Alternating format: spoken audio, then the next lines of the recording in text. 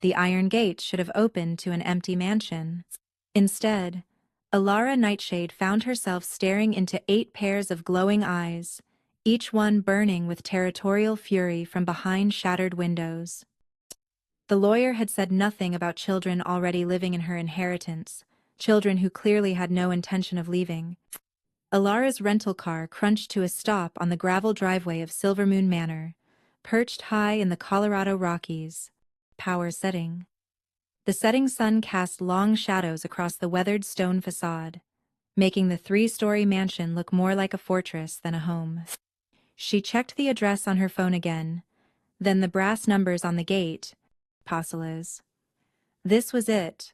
The property she'd inherited from a great-aunt she'd never even known existed. Supposed to be vacant, she muttered, grabbing her overnight bag and the folder of legal documents from the passenger seat.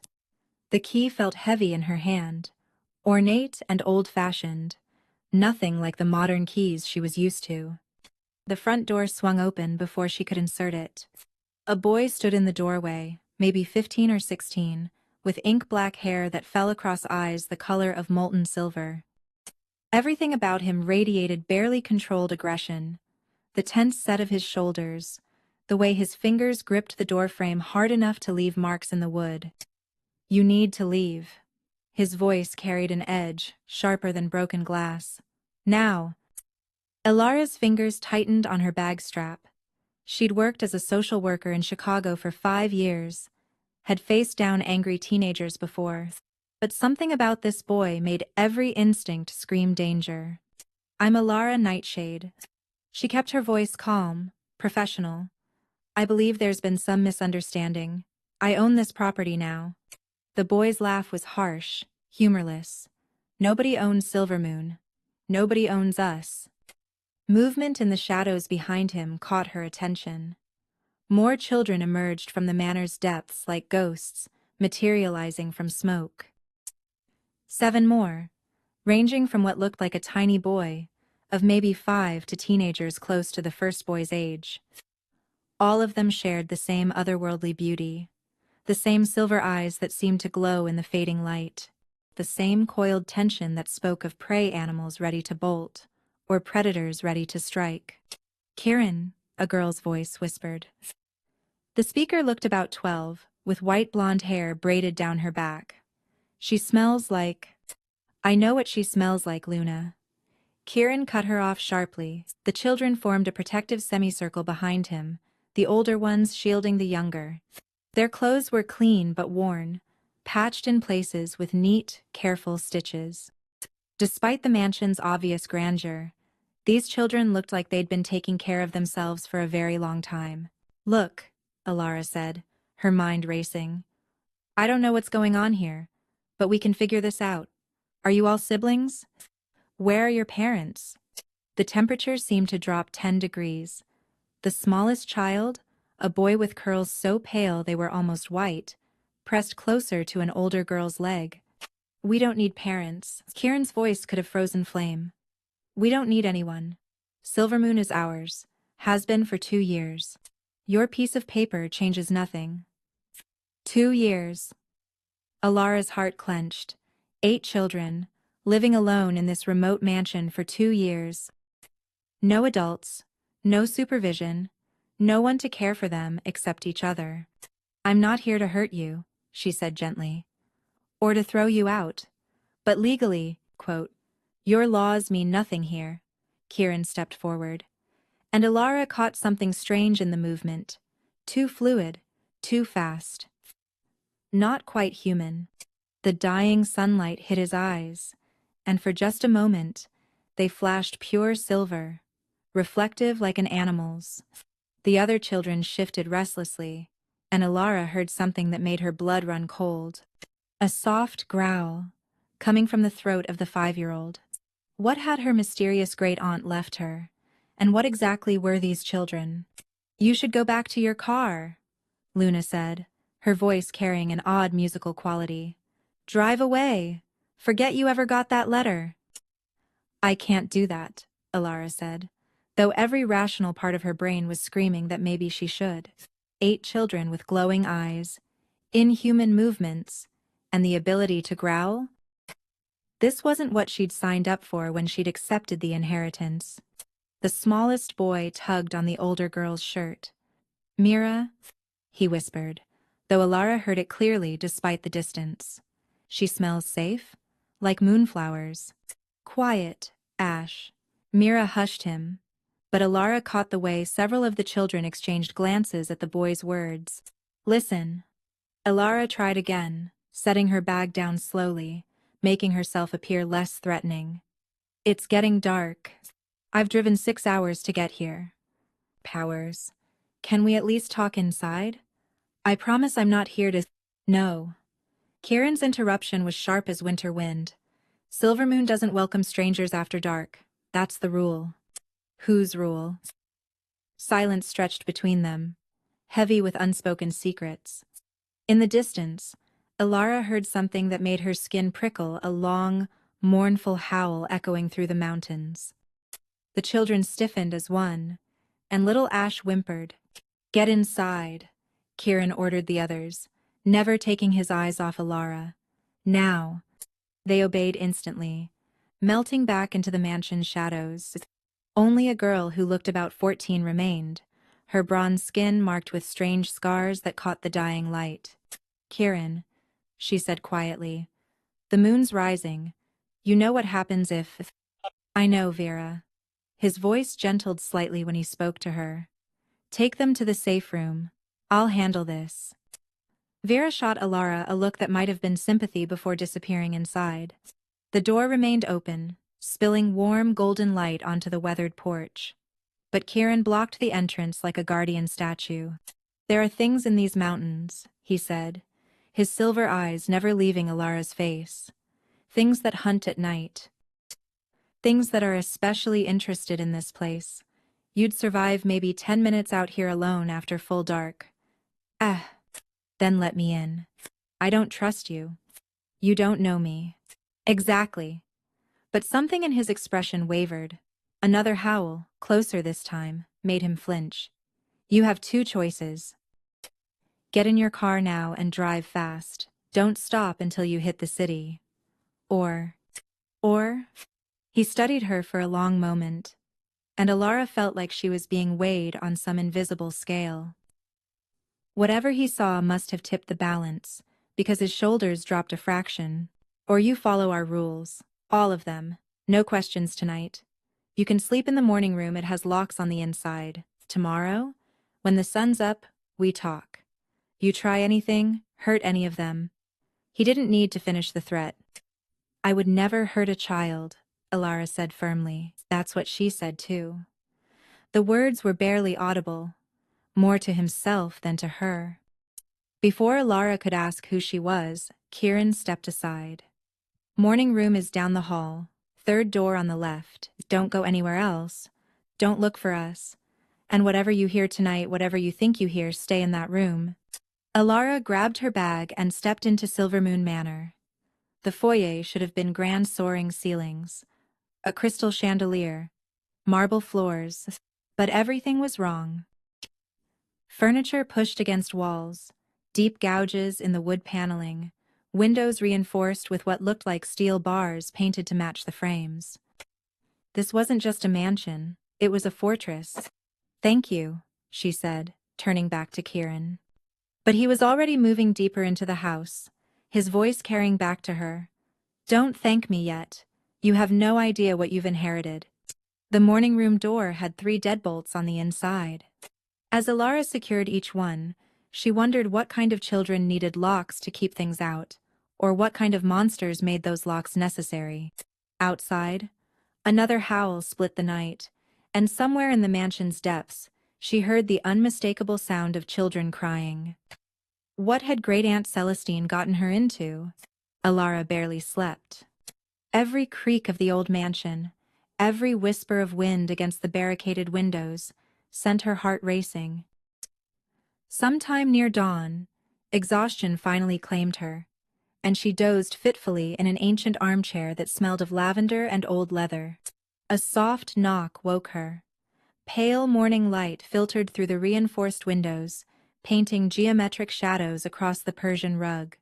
Miss Nightshade? Luna's voice called through the door. Kieran says you can come out now. Elara unbolted the locks and found Luna waiting in the hallway, her white blonde hair catching the sunlight like spun silver.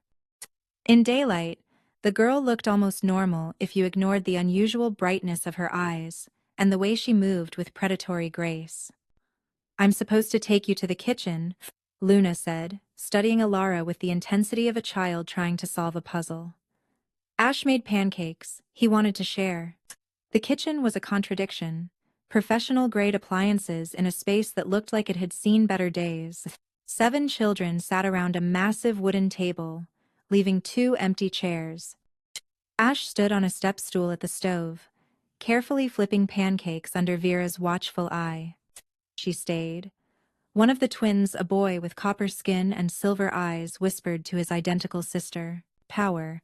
Told you she would," the girl whispered back. "She has the mark." "Shut up, Sage." Kieran's voice came from the doorway. He looked exhausted, dark circles under his eyes, but his defensive posture from last night had softened slightly. Both of you, Raven. Both of you, Raven." He took the empty chair at the head of the table, gesturing for Elara to sit. She did, accepting a plate of surprisingly perfect pancakes from a beaming Ash. "You cook?" she asked the little boy gently. "Someone has to," he said proudly. "Kieran burns everything. Power." A few of the children snickered, and Elara caught the ghost of a smile on Kieran's face before he schooled his expression. "We need to talk," he said. "About Silvermoon. About why you can't stay. About—" "I'm listening." Kieran glanced at the younger children. "Luna, take the little ones to the playroom." "But we want to hear," Raven protested. "Raven," Mira said softly, and the girl subsided. The 4 youngest trooped out, though Elara noticed they kept glancing back. 2 years ago. Kieran began once they were gone. Our guardian brought us here. Said it would be safe, that the mountain would protect us. For a few months, it was perfect. Then she left, Vera added, her scarred hands wrapped around a mug of tea. Middle of the night. No explanation. No goodbye. Just gone. Gone. Elistine, Elara said quietly. "My great-aunt. She was your guardian?" The 4 remaining children exchanged looks of surprise. "You didn't know?" Mira asked. "I never even knew she existed until the lawyer contacted me about the inheritance," Elara admitted. "My family doesn't. We don't talk about certain relatives." "The ones with gifts," Kieran said. "It wasn't a question." Alara's breath caught. "How did you—" "You wouldn't have been able to find Silvermoon if you didn't have the blood," he said simply. "The manor only reveals itself to those who belong." "But I don't have any gifts."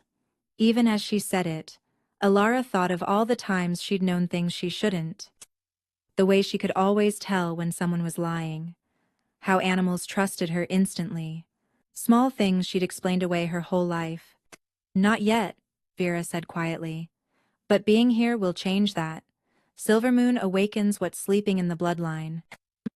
Before Elara could process that, the kitchen door slammed open. A wolf burst through, massive, midnight black, with eyes like molten gold. It skidded to a halt, those intelligent eyes fixed on Elara with laser focus. The children didn't panic. If anything, they relaxed. "Jackson," Kieran said calmly. "She inherited the manor. She has the right to—" The wolf's form shimmered, and suddenly a man stood there, tall, broad-shouldered, with the kind of dangerous beauty that made her breath catch. His hair was dark as his wolf form, shot through with premature silver, and those golden eyes hadn't left her face. "She has the right to leave," Jackson said, his voice rough as if unused to human speech. "Before she brings them down on us again." "Brings who?"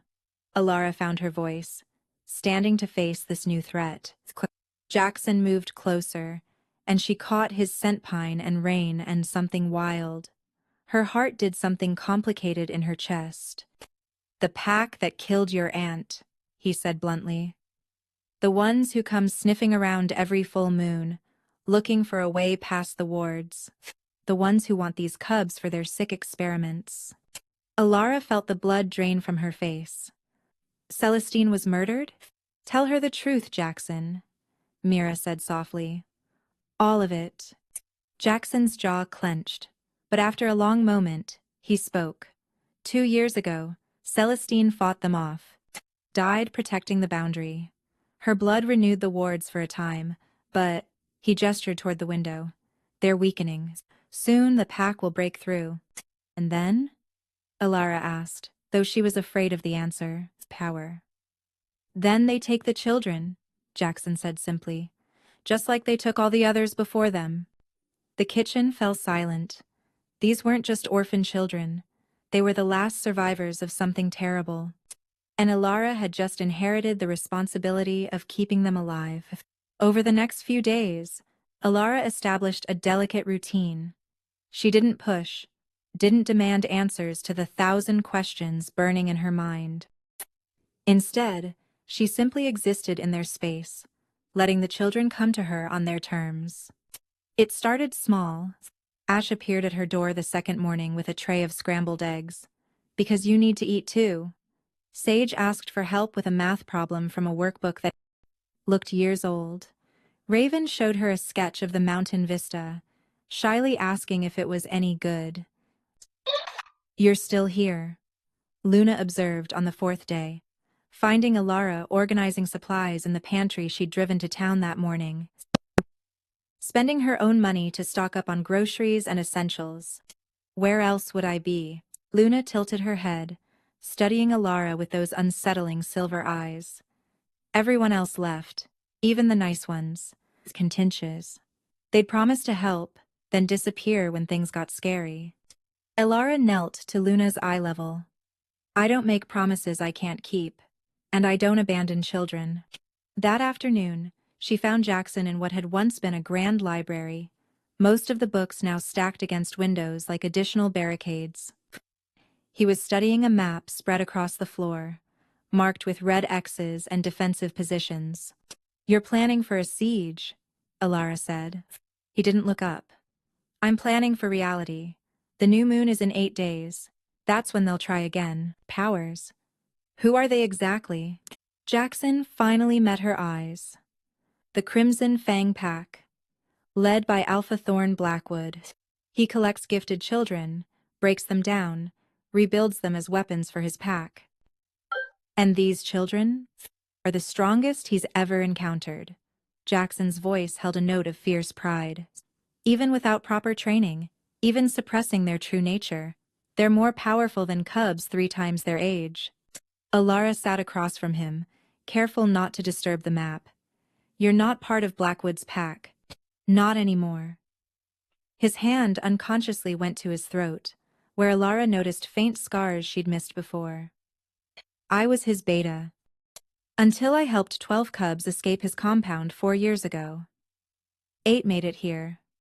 The others. He didn't finish. You've been protecting them alone all this time, Kana. Celestine helped when she was alive. She taught them control, gave them stability. I stayed hidden in the forest, providing protection when needed. He laughed bitterly.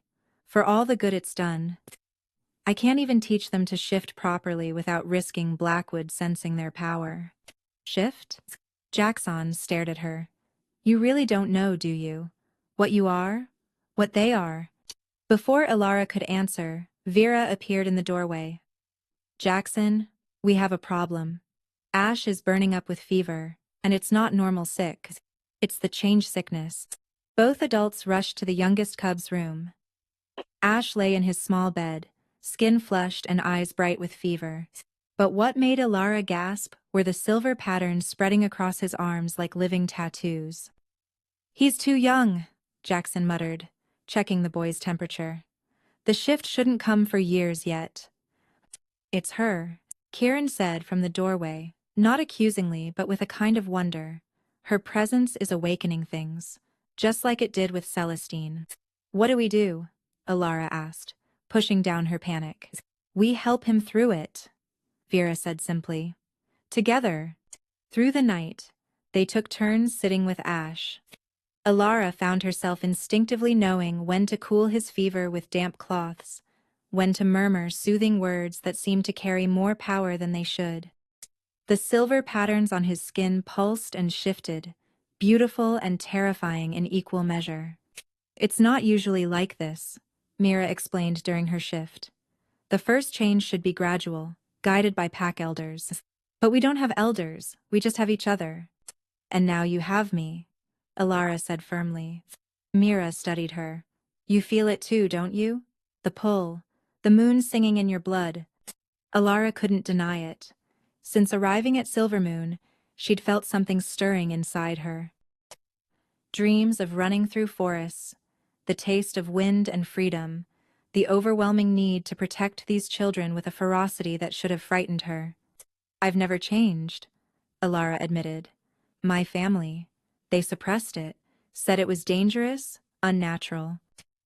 They were wrong. Jackson's voice came from the doorway. He entered with a steaming mug that smelled of herbs and moonlight. "Here, wolfsbane and silver moss tea. It'll help Ash's body accept the change instead of fighting it." As Alara helped Ash sip the tea, Jackson continued, "Your family was probably trying to protect you. Lone wolves without pack support rarely survive their first full transformation. But you're not alone now." "I'm human," Alara insisted, even as she felt the lie in her bones. "You're whatever these cubs need you to be," Jackson said simply. "That's what being pack means." Dawn broke with Ash's fever, the silver patterns fading to leave faint marks like birthmarks on his pale skin. He opened clear eyes and smiled at Alara. "I dreamed I was running," he said wondrously. "On 4 paws, with all of you beside me. We were free." "Someday," Alara promised, smoothing his white curls. "Someday you will be." Later that morning, Kieran led her to a locked room in the mansion's east wing. "If you're staying," he said, producing an ornate key, "you need to see this." The room was Celestine's study, left exactly as she'd abandoned it. Maps covered every wall, not just of the local area, but of the entire region, marked with pack territories, safe houses, and danger zones. A journal lay open on the desk. "Read it," Kieran said. "Understand what you're inheriting." Alara picked up the journal with trembling hands and read her great-aunt's careful script. "The children are more than they know. Each bloodline carefully selected, each child a perfect blend of ancient power. Together, they could form the strongest pack in generations. But Thorn knows this. He will never stop hunting them. My only hope is that my heir will be strong enough to do what I could not awaken their true potential before it's too late." "She gathered us," Kieran said quietly. "Rescued us from different packs, different tragedies. But we were never random orphans. We're the last of pure bloodlines, Luna-touched, shadow walkers, stormbringers, powers that were supposed to die out, preserved in children too young to understand their gifts. Intention is save, and Blackwood wants to bind us to his pack, corrupt our gifts for his own use." Kieran's young face hardened. "He's done it before, turned gifted cubs into weapons. We won't let him do it to the little ones." Alara set down the journal, mind reeling. 8 children carrying ancient bloodlines, a corrupt alpha hunting them, and her untrained, untested standing between them. "There's more," Kieran said. He pulled out a leather tube and extracted a scroll. "Celestine's final message.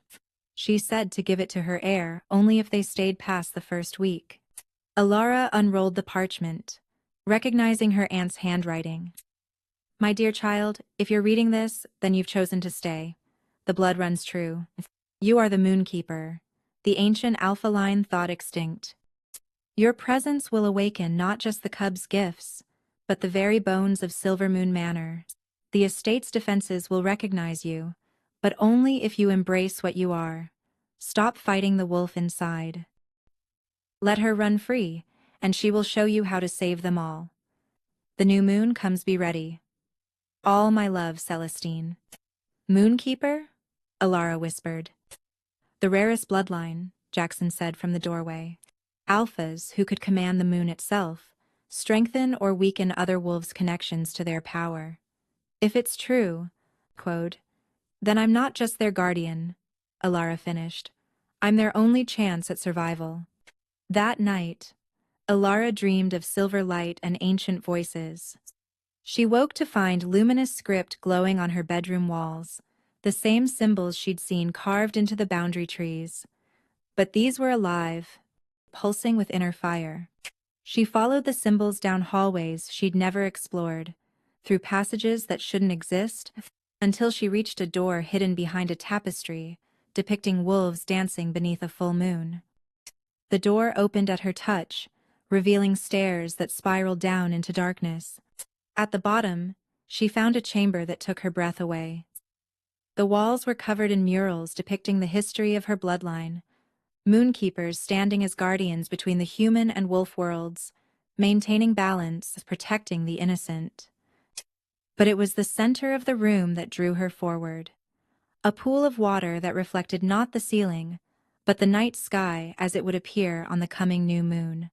And in that reflection, she saw visions that chilled her soul. Blackwood's pack, gathered at the forest edge. The wards around Silvermoon flickering, failing. The children fighting desperately against grown wolves. Blood on snow. Small bodies that didn't rise again. No, she whispered. But the vision continued. She saw herself, standing amid the carnage, eyes dead and collar-bound. Blackwood's mark burned into her throat. The surviving cubs chained behind her, their spirits broken, their gifts corrupted into tools of violence. This is what happens if you fail. Alara spun to find a ghostly figure behind her. Celestine, translucent and shimmering. Aunt Celestine? An echo, the spirit corrected. A message tied to your bloodline awakening. I'm sorry, child. I'm sorry for the burden I've left you. But you're stronger than you know. I don't know how to fight a whole pack. I've never even shifted. Then it's time you learned. Celestine's ghost gestured to the murals. Your blood remembers. Even if your mind doesn't, trust the wolf. Trust the children. And whatever you do, don't trust. The spirit flickered and vanished as footsteps echoed down the stairs. Jackson appeared, his gold eyes wide with concern. Alara? I felt. The house was calling. The old magics are stirring. She turned back to the reflecting pool. But now it showed only water. Jackson, what aren't you telling me? Celestine tried to warn me about something. Someone I shouldn't trust. His face shuddered. There are things about that night, the night she died, that don't make sense. The wards should have held. Someone had to have weakened them from the inside. You think there's a traitor? Among the children? Not the children. He moved closer, and Alara caught his scent, wilder now, tinged with worry. Come.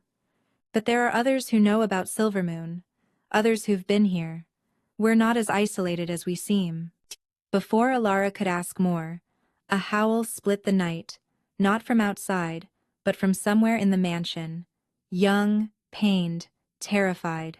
Luna! They said in unison, racing back up the stairs.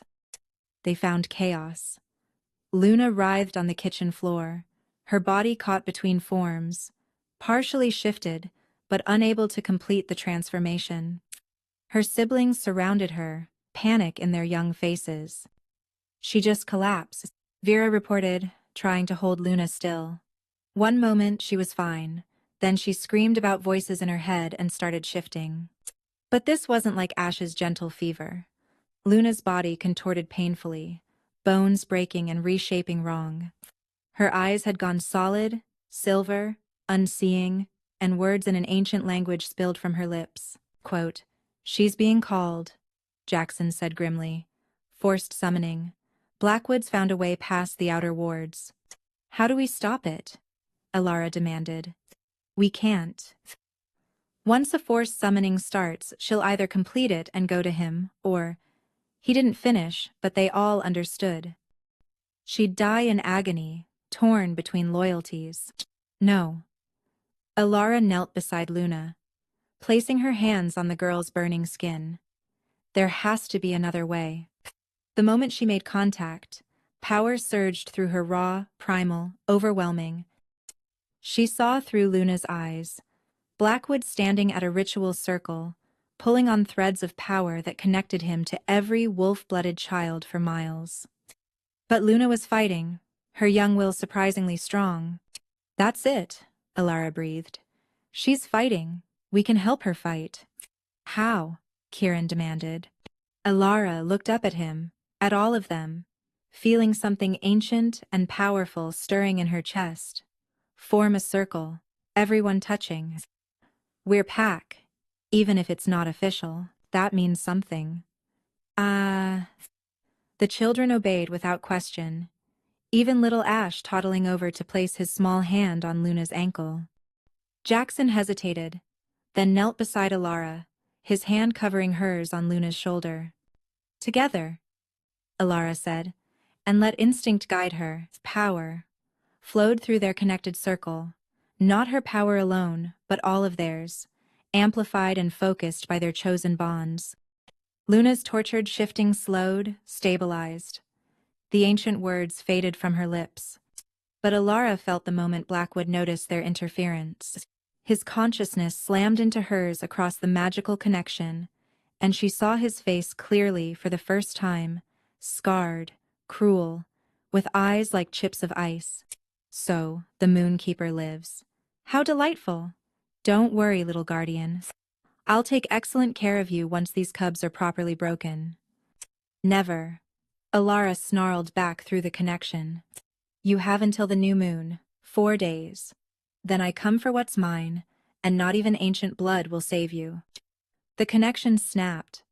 Luna gasped, her body finally settling into human form.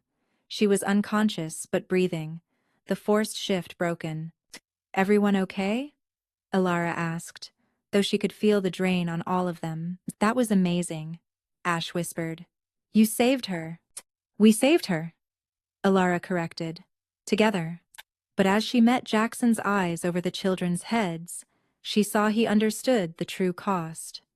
Blackwood now knew exactly who she was, what she was. And he'd be coming with everything he had.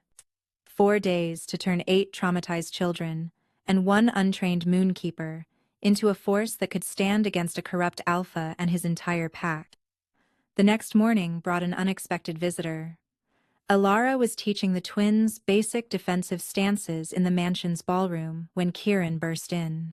Car coming up the drive, expensive, official plates. Alara's blood chilled. Had Blackwood sent legal representatives? But the woman who stepped out of the black sedan wasn't what Alara expected. Middle-aged, elegant, with silver-streaked auburn hair and a designer suit that probably cost more than most people's cars. She moved with the fluid grace of an apex predator playing at being prey.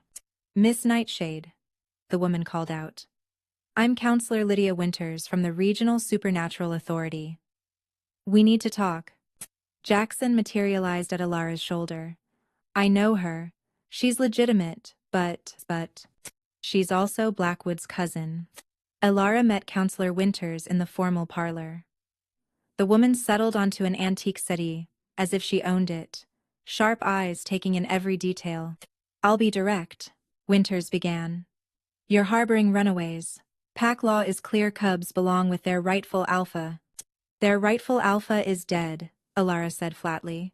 These children were under Celestine's protection, and now they're under mine. Celestine wasn't Pack. Neither are you, despite your interesting bloodline. Winters smiled, cold and calculating. Alpha Blackwood has prior claim. Several of these cubs were born into packs that owed him allegiance. By law, children who've been abused can seek sanctuary. Alara interrupted. And I have proof of Blackwood's treatment of cubs in his care.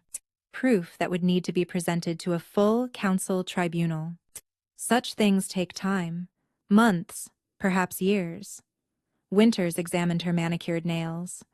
By then, well, cubs grow up so fast, don't they? The threat was clear. Legal channels would be too slow to save them. Quote, "What do you want?" Alara asked. "I want what's best for everyone. You're new to our world, Miss Nightshade. Alpha Blackwood is powerful, connected. Opposing him openly would cause disruptions. So you want me to hand over 8 children to save your political career? I want you to consider a compromise." Winters pulled out an envelope. "Sign guardianship over to me. I'll ensure the children are placed in appropriate homes. Separated. Of course, keeping them together would be too dangerous. But alive." "Separated?" Alara's voice was deadly quiet. "It's for their own good. Together, they're too powerful, too tempting, a target." "No deal," Alara said firmly. "She's not alone." Kieran stood in the doorway, the other children behind him. "We won't be separated. Not again." Winter's expression hardened. Children should learn when to be silent. And adults should learn when they've lost. Kieran moved into the room, and Alara saw Winters actually flinch at the power rolling off the teenage boy. Winters stood, smoothing her skirt. "You've killed them all with your pride. The offer stands until moonrise tomorrow. After that, I wash my hands of this mess." As her car disappeared down the drive, Ash tugged on Alara's hand. "We won't really have to separate, will we?" "Never," Alara promised. "Your pack stays together." "Then we need to get ready," Jackson said grimly. "Because Winters just confirmed what I suspected. Blackwood's coming in force, and he's got council backing. We're on our own." That night, Alara made a decision that would change everything. She gathered everyone in the chamber she'd discovered, the sacred room of her bloodline. The reflecting pool showed the approaching new moon, now only 2 nights away. "I need to shift," she announced. "Fully, tonight." "Alara, no," Jackson immediately protested. "First shifts are dangerous without proper preparation." Quote, "You could lose yourself to the wolf, never find your way back to human form." 12 Siomaras, 12 Siomaras, 12 Siomaras, 12 Siomaras, 12 Siomaras, 12 Siomaras, 12 Siomaras, 2020-25. "Then you'll anchor me." She met his golden eyes steadily. "All of you will. We're pack, even if it's not official." "That means something." "The children," he started. "Need to see that it's not something to fear," Alara interrupted. "They need to see the beauty in what they are." Kieran stepped forward. "I'll go first. If we're doing this, you need to see what you're becoming." Before anyone could object, he began to shift. Alara watched in awe as his human form rippled and changed, bones reshaping, thick midnight fur sprouting. Where a teenager had stood, now sat a massive black wolf with intelligent silver eyes. One by one, the other children followed. Not all could manage full shifts. Some only achieved partial transformations, but each showed their true nature without shame. Luna became a snow-white wolf pup. The twins shifted into matching copper-colored wolves. Even little Ash managed to sprout fuzzy white ears and a tail. "Your turn," Jackson said softly. He hadn't shifted, staying human to guide her. "Close your eyes. Feel the moon's pull, even though it's new. She's always there, waiting." Alara breathed deep, releasing the mental walls she'd built over a lifetime. The wolf inside, patient and powerful, surged forward. Pain lanced through her as her body began to change, but underneath was something else: rightness. "Coming home. That's it," Jackson murmured. "Let her free. Trust her. Trust us." The shift hit like a tide. One moment Alara was human, the next she stood on 4 legs, her senses exploded into supernatural clarity. She could smell each pack member's unique scent, hear their heartbeats, feel their emotions through bonds that sang between them. Her fur was silver, shot through with threads of pure white that seemed to glow with inner light. When she looked in the pool, amber eyes stared back her mother's eyes, Celestine's eyes, the eyes of generations of moonkeepers. Beautiful. Jackson's voice in her mind. "Pack telepathy natural as breathing. Absolutely beautiful. The cubs crowded around her, yipping and playing, showing her their wolf games. For precious moments, they were just what they appeared. A family running and playing together, free from fear. But as dawn approached, Alara felt something shift in the manor's defenses. The wards shuddered, strengthened by her transformation but also changing, adapting. She shifted back, gasping as human form reclaimed her. Jackson steadied her, his hands warm and solid, protected. "The wards," she said. "They recognized me. But there's something wrong. A weakness I can't quite A howl interrupted her. Not playful like the cubs, but threatening. Adult. Close, too close. Scout, Jackson identified grimly. Testing our defenses. But Alara felt something else through her newfound connection to Silvermoon. The scout wasn't testing from outside. The call had come from within the grounds. "We have a problem," she said, ice in her veins. "Someone's already inside." They found the traitor in the last place, Alara expected, standing over Ash's bed, silver blade glinting in the moonlight. Counselor Winters. Her elegant facade discarded, revealed for the predator she truly was. "No!" Alara lunged, but Winters moved with inhuman speed, pressing the blade to Ash's throat.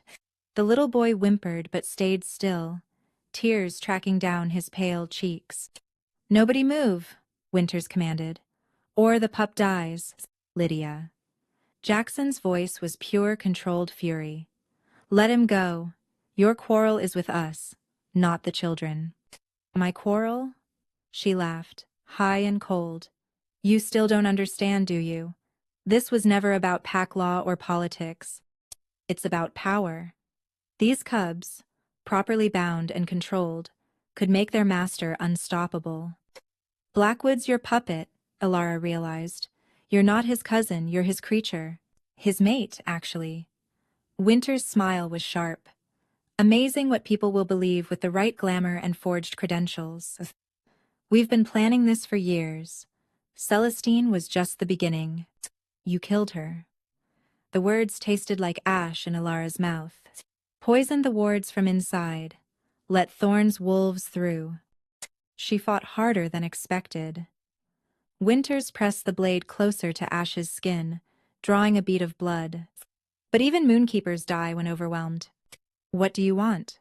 Alara forced her voice steady. "Simple. You're going to lower the wards, all of them. Let Thorn in peacefully, and I'll make sure the cub's binding is gentle. Fight. And I start with the youngest and work my way up." The other children had crept closer, surrounding them. Alara felt their terror, their rage, their desperate need for her to save their littlest member. But she also felt something else, their trust, their absolute faith that she would find a way. "I'll make a counter-offer," Alara said. "Let Ash go, and I'll come willingly." The Moonkeeper bloodline is what Blackwood really wants, isn't it? The power to control any wolf, strengthen or break any bond. "Take me. Leave them." "No!" Multiple voices cried out, but Alara held up her hand. "Interesting," Winters mused. "But why settle for one prize when I can have all?" That's when Alara felt it. The children moving in perfect synchronization, not physically, but magically. They'd learned from saving Luna, pack bonds amplified power, and their power was considerable. "Trust us," Kieran's voice in her mind. "When we move, be ready." "Choose quickly," Winters said. "My patience." The cubs struck as one. Not at Winters, she'd expect that, but at the mansion itself. Every ward, every protection, every magical defense roared to life at once. Power drawn from 8 bloodlines acting in perfect unity.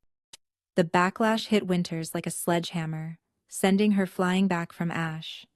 Alara moved faster than thought, snatching Ash to safety as Jackson engaged Winters in a vicious battle.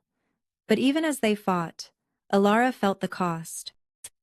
The children were burning through their reserves, years of suppressed power spent in seconds. "Stop," she commanded. "You'll kill yourselves." Better than letting her win, Vera gasped, silver patterns spidering across her skin. No. Alara made her choice. Nobody dies tonight except monsters. She reached deep, finding the core of her Moonkeeper power. Not to control, but to share. She opened herself completely, becoming a conduit. The cub's excess power flowed through her, and she shaped it, directed it, turned it into something beautiful and terrible. Winter screamed as silver light engulfed her, not destroying worse, stripping away every binding she'd ever made, every compulsion she'd cast, every life she'd stolen power from. All of it came due at once. When the light faded, only dust remained. But the effort cost everything. Alara collapsed, her body burning out from channeling so much raw power. She'd saved them, but the price. Alara. Jackson caught her as she fell. No, stay with me. Stay with us. She smiled weakly, touching his face. Keep them safe. Promise me. Promise yourself, he growled. You're not dying. I won't let you. Around them, the children gathered. 8 cubs who'd learned the price of freedom, the cost of love, and they weren't willing to pay it. Together, Kieran said firmly, like she taught us. Pack shares everything, joy, pain, life, everything. What happened next would become legend in the supernatural world. 8 children, bound by choice rather than magic, offered pieces of their own life force to save the woman who'd saved them. Not taking giving. Not forced. Freely chosen. Alara felt it like dawn breaking in her chest. Their power, young and pure and freely given, didn't burn like before. It healed, strengthened, transformed. The Moonkeeper bloodline, dormant for so long, blazed to full life. When she opened her eyes, the world had changed. She could see the threads connecting all living things, feel the heartbeat of the mountain itself. But most clearly, she felt them, her pack, her children, her family. That was incredibly stupid, she told them, voice hoarse. And incredibly brave. We learned from the best, Luna said, tears streaming down her face. A howl split the night, multiple howls. Blackwood had arrived with his full pack, sensing the disruption in the wards. But something had changed there too. The defenses, Jackson said in wonder. They're not just restored, they're alive. He was right. Silvermoon Manor itself had awakened, fed by the pure pack bond formed in sacrifice and love. The very stones hummed with protective power. The forest bent toward them, ready to defend. The mountain offered its strength. Let him come, Alara said, standing with new grace and power. We're ready.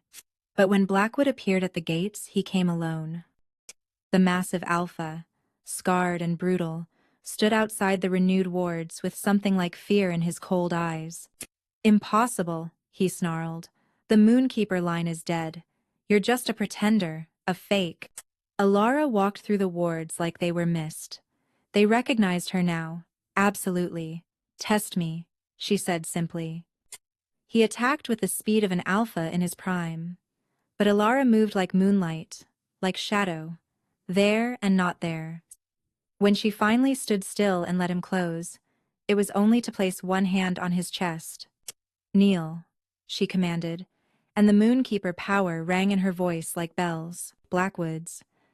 Knees hit the ground against his will, eyes wide with shock. An alpha, forced to kneel by the ancient authority of her bloodline. You have tormented your last child, Alara said quietly. By the old laws, I challenge your claim to pack leadership. By the older laws, I name you Oathbreaker and Cub Killer. Face me in single combat, or forfeit all rank and standing in the supernatural world. You can't. I am the Moonkeeper of the Northern Territories. Alara's voice carried to every wolf for miles. I speak with the voice of the First Mothers, the Guardian bloodline. Who will witness? I will. Jackson stepped through the wards, followed by the 8 cubs. We all will, Blackwood. Looked at them, really looked. 8 children standing tall despite their youth. A beta who'd chosen conscience over pack. And a woman whose silver hair now held threads of pure starlight, whose amber eyes held the weight of ancient authority. "I forfeit," he whispered. Then louder, formally, "I forfeit all claim and challenge. I submit to the Moonkeeper's justice." "Then justice you'll have." Alara's power wrapped around him, not painful but implacable. "Every binding you forced on others is now upon you. Every compulsion you've used returns threefold. Harm another cub, and the mountain itself will swallow you. This is the Moonkeeper's judgment." Blackwood fled, diminished and broken. His pack, freed from his compulsions, scattered to the winds. Some would find new packs. Others would seek redemption. But none would threaten Silvermoon again. "It's over," Ash whispered. "It's really over?" "The immediate threat," Alara corrected gently. "But our work is just beginning." 1 year later, Silvermoon Manor stood transformed. Gone were the boarded windows and defensive fortifications. In their place, gardens bloomed, and children's laughter echoed across the grounds. The estate had become what Celestine always dreamed, a true sanctuary. "Careful with that," Vera called out, watching 2 new cubs practice their shifting in the training yard. "Remember, control before power." At 15, she'd grown into her role as senior student, helping teach the younger ones. All the original 8 had found their places, Kieran as Alara's second, Luna as the pack's emotional heart, the twins as scouts and messengers, Ash as everyone's little brother and moral compass. Alara stood on the renovated balcony, watching over it all. 23 cubs now called Silvermoon home. Some stayed permanently, others came to learn control and confidence before returning to their birth packs. All were welcome. Lost in thought? Jackson's arms wrapped around her from behind, his chin resting on her shoulder. "Grateful thoughts," she corrected, leaning into his warmth. Their mating ceremony 6 months ago had been a joyous chaos of cubs trying to help organize while sneaking extra cake. "A year ago, I was a social worker who didn't even know she could shift. Now you're the Moonkeeper, Alpha of Silvermoon, and mother to a small army of supernatural children," Jackson finished. "Having second thoughts?" She turned in his arms, meeting those gold eyes that still made her heart race. "Never, although." She placed his hand on her still flat stomach. "You might want to start building that addition to the nursery wing." His eyes widened. "You're?" "About 6 weeks along." She grinned at his stunned expression. "Surprise?" He kissed her thoroughly, only breaking apart when wolf whistles and giggles erupted from below. The cubs had noticed and were cheering. "A baby!" Ash shrieked in delight. "We're getting a baby!" "As if 23 kids wasn't enough chaos," Kieran said, but he was grinning too. That evening, they held their traditional family dinner. The massive dining table groaned under the weight of food, conversation flowing as freely as laughter. Cubs, from a dozen different bloodlines, bound not by magic but by choice, had become a true pack. "Story time," the youngest cubs chanted after dessert. Alara settled into her favorite chair by the fireplace, children arranging themselves around her feet. Even the teenagers lingered, pretending they were too old for stories but listening just as intently. "What story tonight?" she asked. "Tell us about the first time you shifted," Luna requested. "About finding your wolf."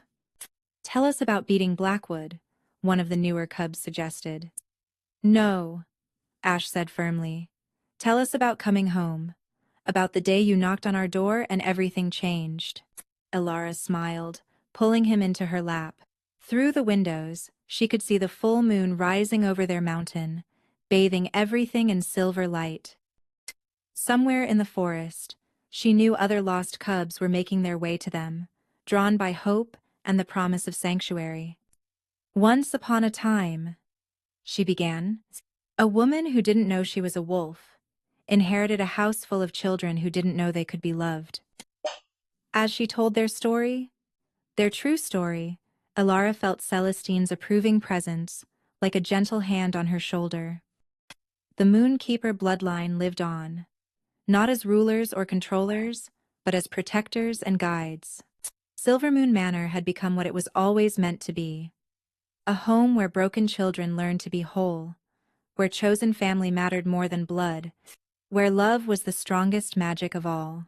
And in the nursery they'd soon expand.